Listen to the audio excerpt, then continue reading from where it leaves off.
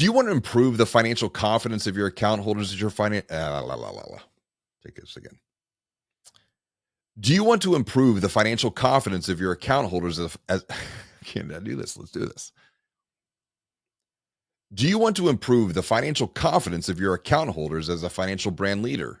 Do you really care about guiding people beyond financial stress towards an even better future? Take it again. Do you want to improve the financial confidence of your account holders as a financial brand leader? Do you really care about guiding people beyond financial stress? Help get them to an even bigger, better, and brighter future? If you do, you're going to need to offer them more than just financial education because money is emotional and money is behavioral. You're listening to the Banking on Digital Growth podcast.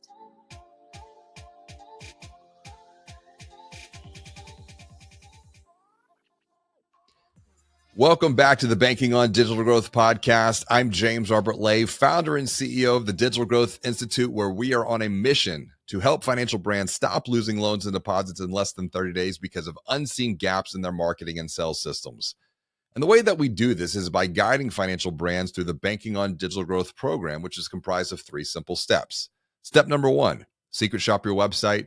Step number 2, get your digital growth blueprint. And step number 3, build your digital growth engine. However, before we guide a financial brand through these 3 simple steps, we start every single one off with a website blind spot benchmark review. And you can schedule your benchmark review by texting benchmark to 415-579-3002. Joining me for today's Behind the Cover series is Audrey Cannata, operations lead here at the Digital Growth Institute.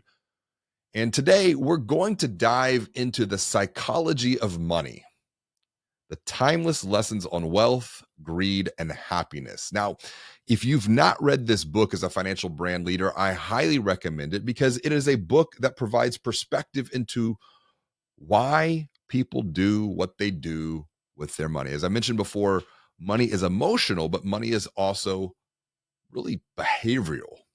And that's why if you're a financial brand leader and you're providing financial education, you're providing financial quote unquote literacy, that's just one half of the equation. Welcome to the show, Audrey. It is good to share time with you today to talk through the psychology of money. Thank you, James Robert. Happy to be here doing another Behind the Cover episode. Well, you've been busy reading, and we've got a couple of books that I'm looking forward to chatting through. And today we're talking the psychology of money. And before we get too far into the subtitle, the timeless lessons on wealth, greed, and happiness, what is good in your world? What has been going well for you so far? Yeah, so I just celebrated a birthday. Was it last week? Gosh. And I love that my birthday falls in the beginning of the summer, like changing of the seasons. It always feels just like such a good time. Like I get really excited looking at the year ahead. And so yeah, this is, I'm definitely not, as I get older, I'm not getting disappointed. I'm actually getting more excited. So I'm really looking forward to this year ahead. What's like a good bottle of wine or whiskey? It really does just get better in time. And I think it's a matter of perspective. Even though that you and I have re-examined our relationship with alcohol, it's a great analogy because I remember when my dad turned 40. Oh, yeah. I was 10 years old. Yep. And I thought he was old. And here I am at 43 feeling like I'm 24. Yep. But it's a matter of mindset. It's a matter of perspective. And I think that's such a good transition for today's conversation. It's a matter of psychology. And we're talking about the psychology of money. It's a book that I know that you started and you stopped many times, but you shared it's completely worth coming back to. What's the premise of the book here for those that may or may not have read it who are watching or listening? Yeah, so this is not one of those like boring finance books teaching you investment strategies and saving strategies. It's none of that. It really explores just that mental and emotional side of money. and how our financial success is really, it's not determined by our intelligence. It's determined by our behaviors and also a little bit of luck sometimes. Mm. And so it just looks at different experiences, our life experiences, our biases, our influences, and how all of that affects our relationship with money. When you think about the behavioral aspect of money, Mhm. you mentioned that it's not about how smart or how intelligent you are. I can't help but think how wrong we might have been and we might continue to be as an industry pushing the financial literacy, the financial education narrative. And there's nothing wrong with that. I think it's, it's the first step, Yes. but it's not truly solving the problem that is creating the pain that 80 to 85% of people in the United States feel around financial stress and around financial anxiety. Yeah, I think money itself, I mean, really, this might be a debatable topic, but it's not that complex. When you think about spending and saving, I mean, when you get into investing and all of that, sure, there's some complexities and whatnot, but generally, you have money coming in and you have money going out, and you have to regulate that. But why is it so difficult, and why is it so challenging, and why do we find ourselves stressing out about it? It's because of our behaviors, our habits, the way we view money, the way we view ourselves. And I think that is where we have to get into. That's what this book is all about, is uncovering that. So we can figure out our, motivations and desires to make good, healthy financial choices. You mentioned healthy, and there is a connection between health and wealth. And there are five dimensions that I believe exist. You have spiritual health, wealth, and well being. You have physical health, wealth, and well being. You have the mental health, wealth, and well being. You have the relational health, wealth, and well being. And then you have the financial health, wealth, and well being. I'm glad you made the point that money is not very complex. We can divide this into maybe 4 or 5 different categories. You got to make it, you can spend it, you can save it. Save might also lean into invest, different activity, but we'll just call that save. So make it, save it, spend it, share it. Maybe there's a fifth element, borrow it here. Yeah. The complexity, to your point, is what's under the surface. Yeah. It's the emotion and behavior. I know you are I don't like to say the word former. You're an educator. Once an educator, Always always an an educator. educator. You're an educator. And so you know a thing or two about teaching and education, Mhm. regardless of what the subject matter is. You taught fourth grade English for 7 years. Thinking about education, whether it's fourth grade English or finances, why is behavior so challenging to teach? And the reason that I'm asking this, and I wrote about this in Banking on Change, because we see the same thing through the work that we're doing with financial brands, which is why I think Banking on Change has the potential to be truly transformative and not just create value for the financial brand themselves, but also for applying those models, methodologies, those tools, and integrating that into financial experiences with account holders and people in the communities that they serve, because it's all behavior based. Yeah. Because this is all happening on a behavior, not even behavior, it's happening on a belief to behavior spectrum. But as an educator yourself, why is behavior so hard to teach? Because behaviors gets into the core of belief. I think I mean, it takes a lot of self awareness. I mean, you're digging into now like your motivations and your desires. This is something that you can't force on anybody. I've had very intelligent students fail many times, Mm. not because they weren't smart, not because they didn't know the material. They sometimes they didn't care. Sometimes they had other things in the way. I've dealt with students who've had a lot of personal things going on at home where when it came time to take the test, they couldn't focus. So their grades were not a direct reflection of their intelligence. I mean, there's just so many factors at play here outside of just knowledge, your environment, the way you feel about yourself. So I think it's very complex. It's a very complex situation. And it's hard to break through because it's so personal. It's so unique to the individual I'm I- getting that breakthrough. I'm so happy you're talking about intelligence. And you addressed this before, that this idea of financial success is more behavior driven, more even belief driven than it is intelligence driven. Here in the state of Texas, as you know, we have the STAR test. And just yesterday, the day before, we looked at our kids' STAR Yeah, results. I did And too. our two oldest kids, 90, 91, 92 percentile in all the different subjects that they tested on. Our third one, very intelligent in his own Mm, unique way, can view and think about the world completely different than the two older ones, yeah, barely in the 50th percentile.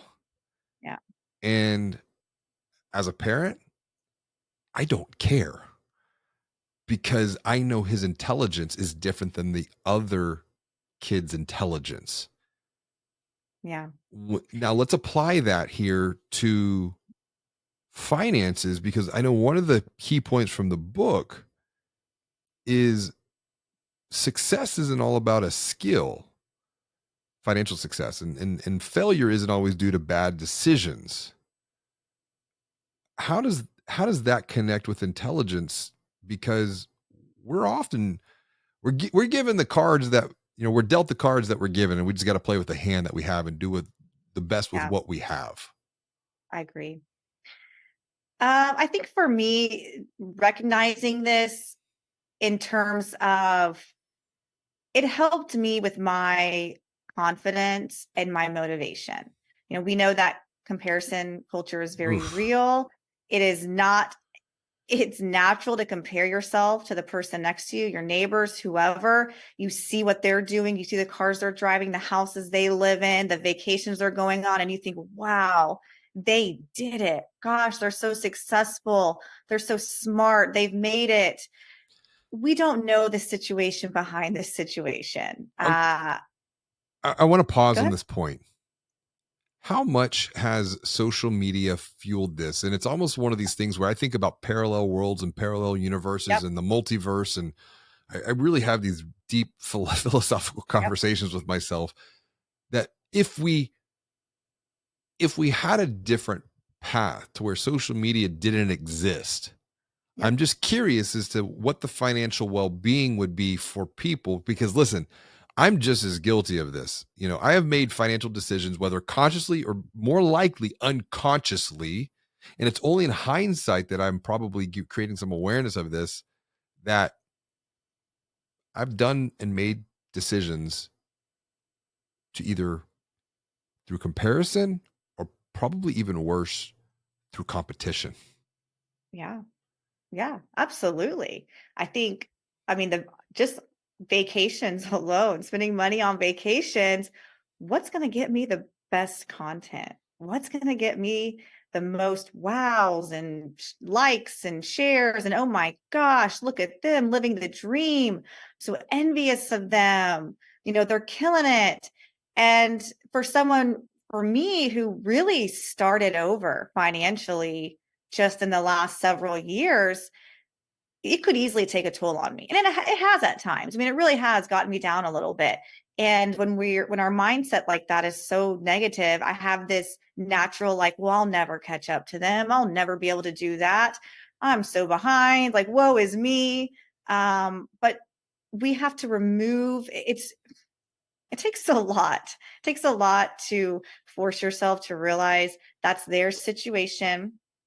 We don't know how good or bad it is. We don't know if they can afford the vacations that they're on. We don't know if their financial success was, for lack of better words, handed to them. I know a lot of wealthy people who aren't that intelligent.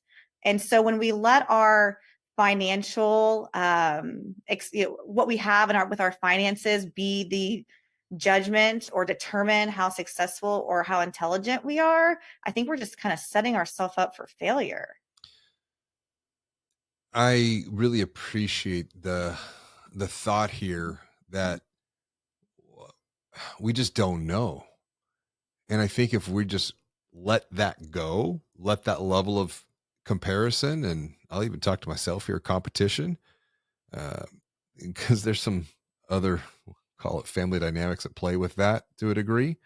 If we let that go, it's much easier to then accelerate forward further, farther, faster. And I want to tap into something else that I know that you have shared with me that you learn from this book, The Psychology of Money, is that the hardest financial skill isn't necessarily dollars or cents, making it, saving it, spending it, Mhm. investing it, borrowing it. The hardest financial skill is getting the goalpost to stop moving. Why is Yeah. that? I think that it's so easy to, we set a goal, we reach it, and then naturally we just keep raising our expectations. And the level of expectations rising and us being able to catch up to that just gets further and further, and which widens that gap for unhappiness, because the further you get away, the more unhappy you are. But if you stop to realize, wait a minute, I'm actually in a phenomenal place right now, I'm doing well, but every time I achieve a goal, and I'm not saying don't set goals and achieve them by any stretch, but if we don't take that time, and you touch on this in Banking on Change, if you don't take that time to stop and celebrate where you're at and just be satisfied with where you're at. I'm not saying be complacent, but be satisfied. Enjoy where you are at. Yes, have ambitions, expectations, but if you just keep chasing something and you never take the time to enjoy it, you're going to, I don't know, disaster. Well, we have seen this at play as recently as of last week from the recording here, working with an organization. We know that this particular organization was a room full, maybe 15, 20 people in the room of what Clifton Strength Finders notes as achievers, high Yep. achievers. And having that knowledge, having that awareness, I was able to ask some questions.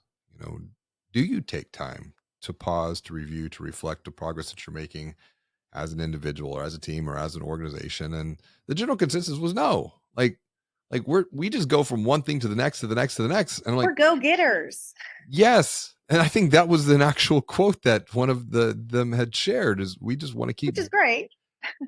but at the same time, they perceive that they don't feel like they're making any progress on It's their, perfectionist. it is, and they don't feel like they're making progress on the digital growth journey. And as a financial brand, how many of your account holders might perceive like they're not making any progress on their financial journey? And I want to come back to this formula because I like formulas. It makes a complex idea very simple. Happiness equals results minus expectations. Happiness equals results minus I love expectations. that. Let's unpack that a little bit more based upon what you read in The Psychology of Money and maybe even just a personal experience here, how this practically applies. So it's not just a formula, but it's something that we can really, really wrap our minds around. For those watching or listening, they work at a financial brand. They can apply this for themselves, but it's like, where can they apply this with their account holders too? Because if we look at financial stress and anxiety and how that is taking a toll on people's physical and mental well-being, there was the Market Watch report that I've recently posted about. 88% of people feel some level of financial stress. 65% say their biggest source of stress is finances. 47% say 2024 has been the most stressful year of their life financially. Hey, listen, I'll be the front in the line on that one. I'll be the very first one in line saying, you know what? Yeah, 2024 has been really Yeah. rough on that front. And I would say maybe if we are having this conversation a year ago, I'd probably have a lot of shame even admitting that. But you know what? Why would we sit here and lie? All transformation that leads to future growth starts by telling the truth. So that's one of the things. I'm just going to tell the truth on that. 94% say they sacrifice their mental health to get by financially. 92% say financial stress has caused physical adverse effects. 41% say their finances has destroyed their mental health. So where does this formula come back into? Because happiness, once again, happiness equals results minus expectations. For me, I guess this caught my eye and resonated with me because and you know this, I've been doing so much reading in the last 2 years on stoicism. Mhm. And I am one of those, like you mentioned, we were in the room the other day. I'm a natural high achiever. I'm a natural perfectionist. I have high expectations. But with that comes an enormous amount of stress. And where things just aren't good enough. Nothing's ever good enough. And that's a risky place to be. And for many reasons, I think first and foremost, mentally, it's exhausting. Yeah. And so I have really tried to and this is one of and we're doing, you and I are reading and going through the 40-day abundance. Or Mhm. what is that what it's called? 40-day abundance? It's a very short book. It's called The Abundance Book, and it's Yeah. Prosperity the plan. 40-day prosperity plan. And I'm just going to put a little side note on this for those watching or listening. I thought this stuff was woo woo. I thought this was Me too. okay, there's this all like pseudoscience crap. There's nothing to be gained here. Like if I was talking to my 2012 self, here's the thing. There is now neuroscience that is beginning to quantify the what you can't see per Yeah. se when it comes to the mind and mindset and being able to create and move forward and make progress here. So I just want to put a little bit of Yeah. an aside that if you think that this is, woo woo, I feel you, but open mind, open heart, what might you need to learn on this front that could be a belief? Once again, it's a belief that is holding you back from unlocking some new level of growth. Yeah, I think about my just personal financial story and starting over within the last few years and, having to tackle a lot of debt and thinking about potentially buying a home just as an individual by myself. And that is something that it was like a pipe. I mean, just a year ago, James Howard was a pipe dream. I was like, yeah, eventually one of these days I'll figure out how to do that. Just seems like a lot right now. And so I was limiting my beliefs that was just way too far out of reach. No possible way.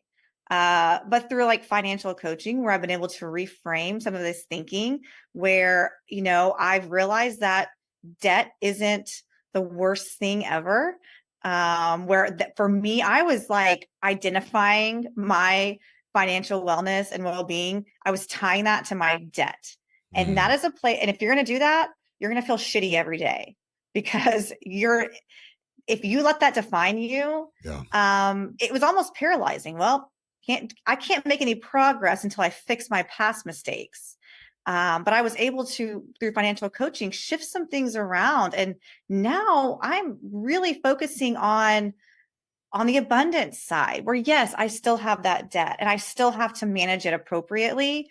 But just, a few months ago, taxes, I did not expect to get a tax return, I will tell you. And I thought I finagled it to where I'd just probably break even. I ended up getting a decent return back. And let me tell you, and it wasn't I mean, I guess it's all relative on how much it was. It may not be much to some other people, but for me, it was like, oh my gosh. And I immediately just put that straight into my house fund. And I was like, wow, I'm 25% more ahead than I was 2 days ago on getting this house, because I viewed that, I didn't expect it. And I viewed that as like, abundance, I guess. And it wasn't, I didn't use it to pay down my debt, which, we can all debate what the smart choice was.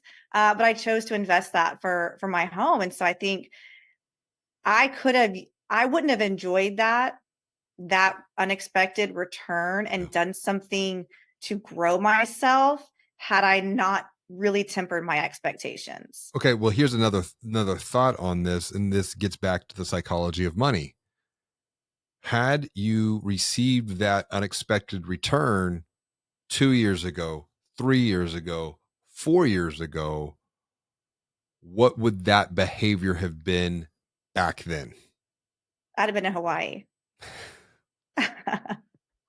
I don't know. I'm not sure. Probably not nearly as growth oriented or as future focused, or I would not have invested it so heavily in my future. It's interesting you say that, because there's a book by Dr. Benjamin Hardy called Be Your Future Self Now, and how little intention we give to the future self, whether that be through physical well being, mental well being, financial well being. We just, to quote Napoleon Hill in Outwitting the Devil, there really is a true danger of drifting through life, just drifting, Yes. just drifting along. And this is where the intention comes back into play. And I think another point you make from the book that really connected and resonated with you is that one powerful way to save more is to increase your humility. Why is that? Yeah. I love this.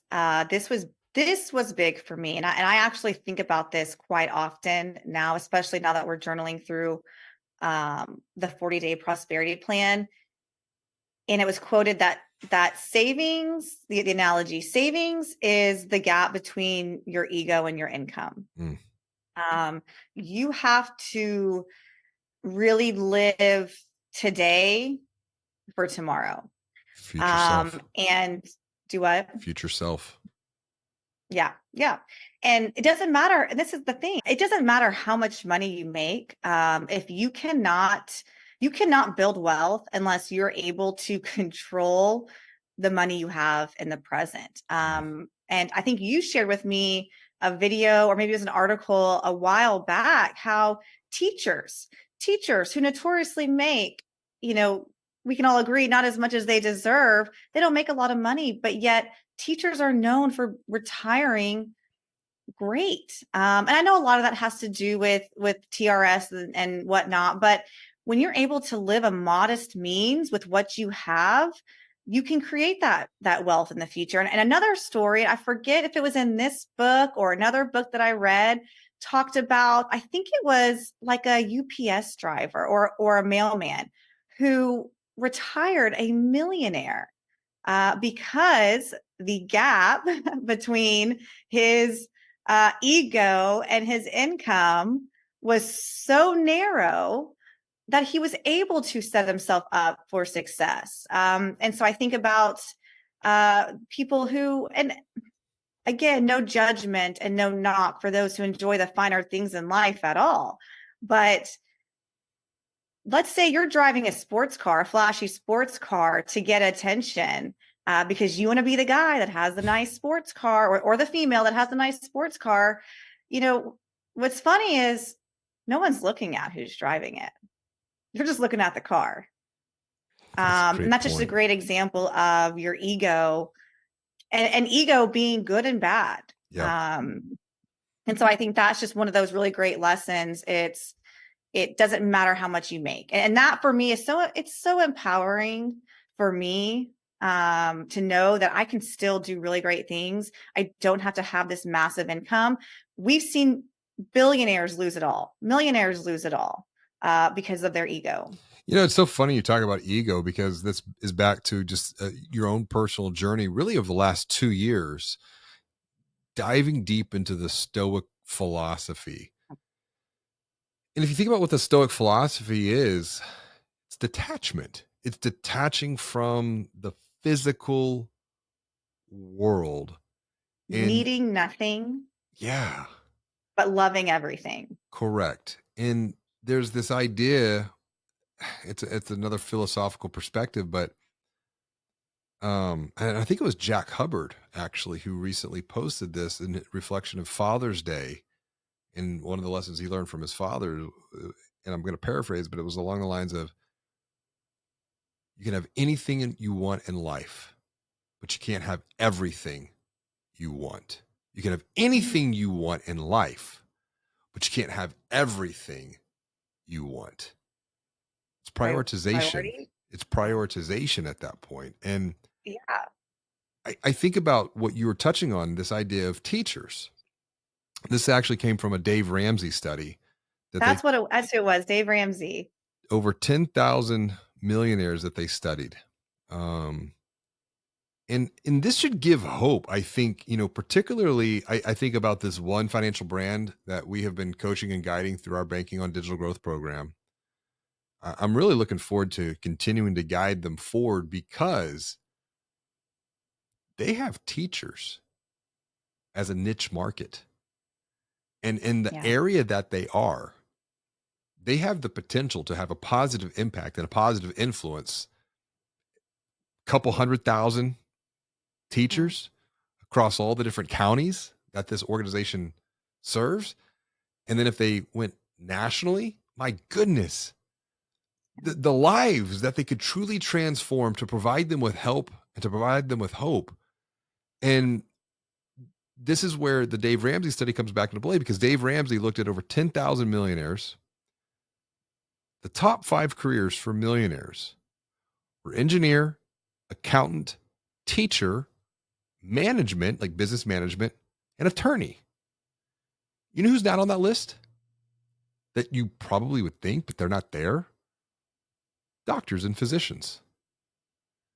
Now they're number 6, so they didn't make the top 5. Right. But doctors and physicians have had a conflicted view with money, because it's particularly if you dive deep into the subset, and I just know enough to be dangerous on this when looking at market segmentation and also talking to other experts in the field. Dentist.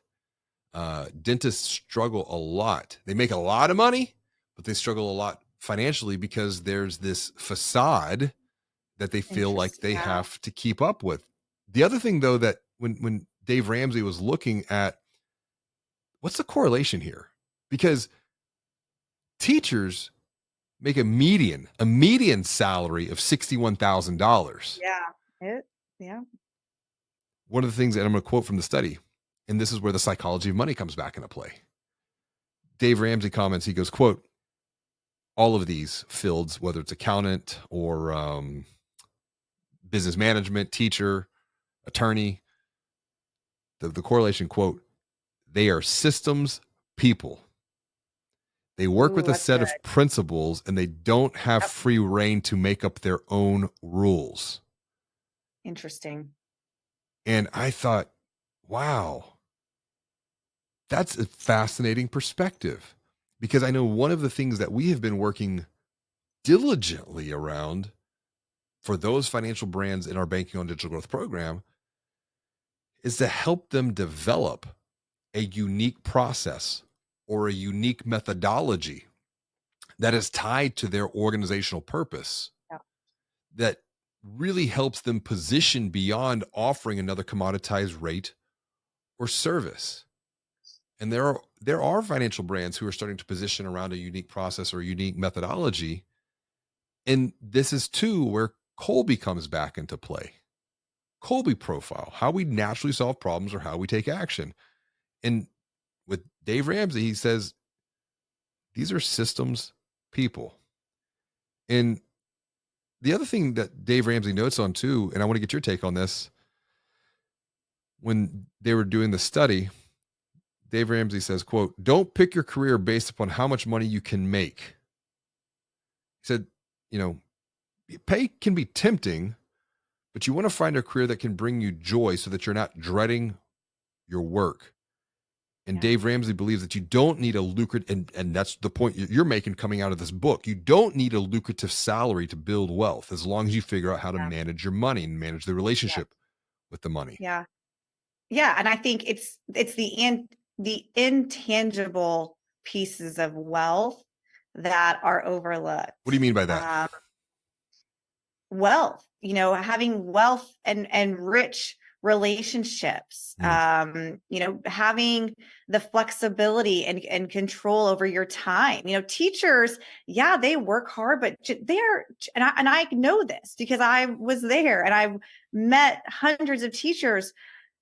They are such like their cups are full. They're happy. They love what they're doing. They're passionate about it.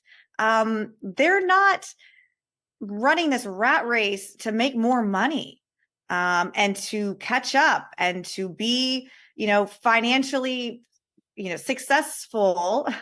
That's not their purpose in life. And I think that's kind of what he's trying to say. You find a purpose that you love.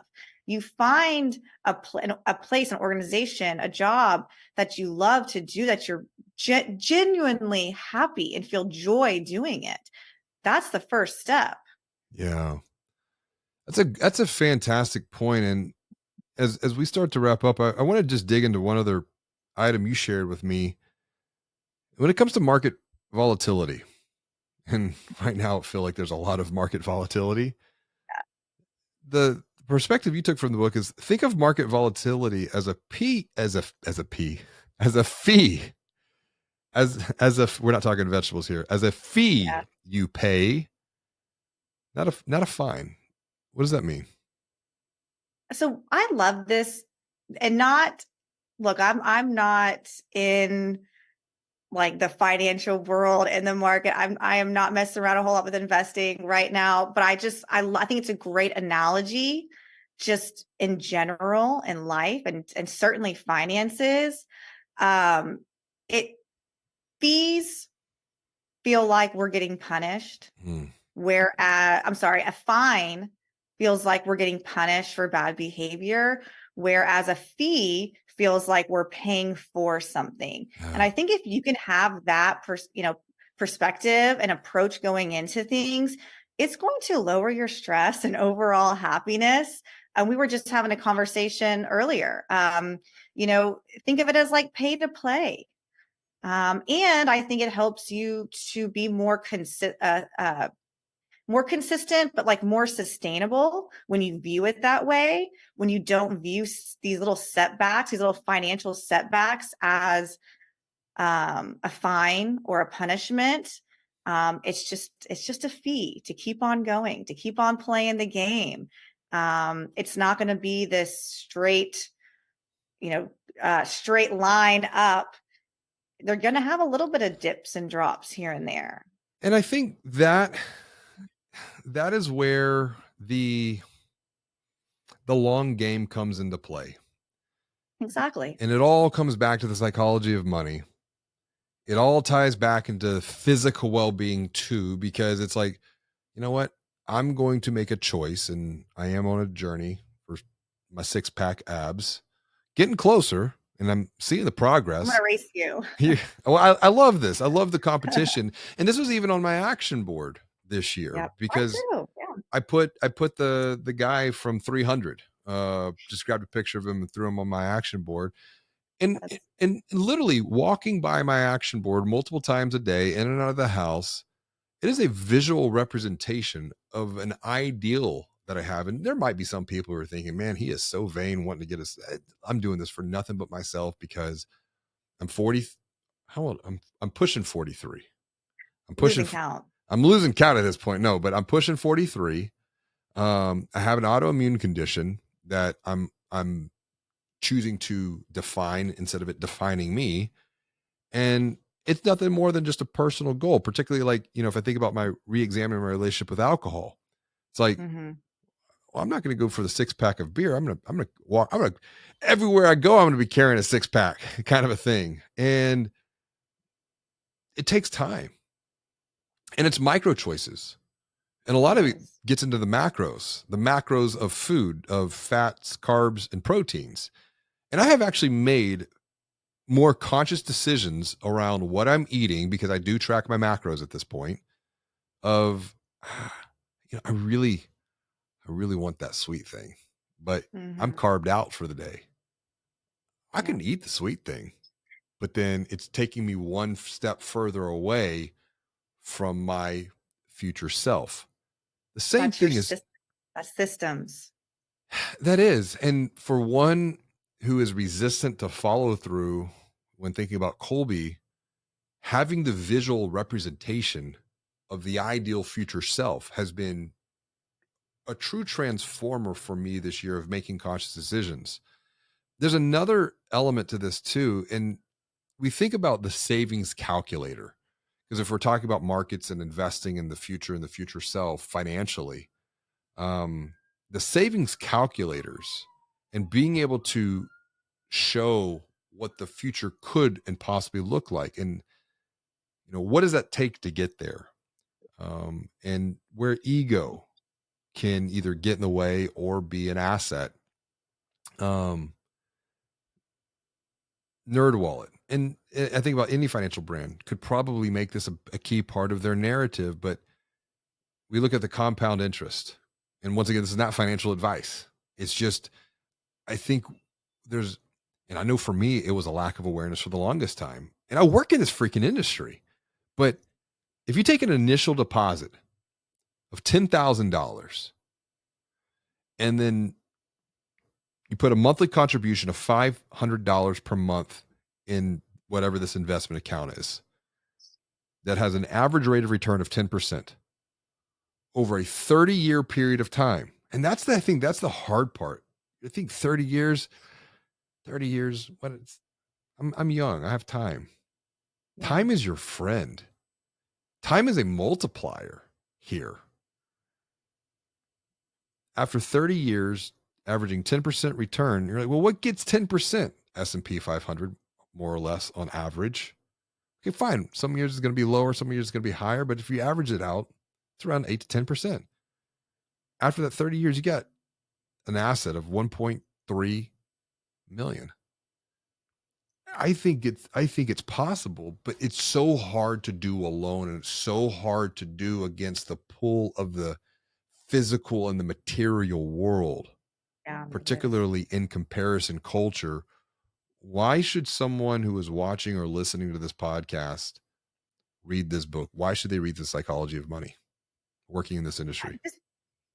I think really to dig into the emotional side of money, this will help to connect with your account holders, your potential account holders, to get in to understand just the behaviors and being able to empathize with them. And you're selling hope.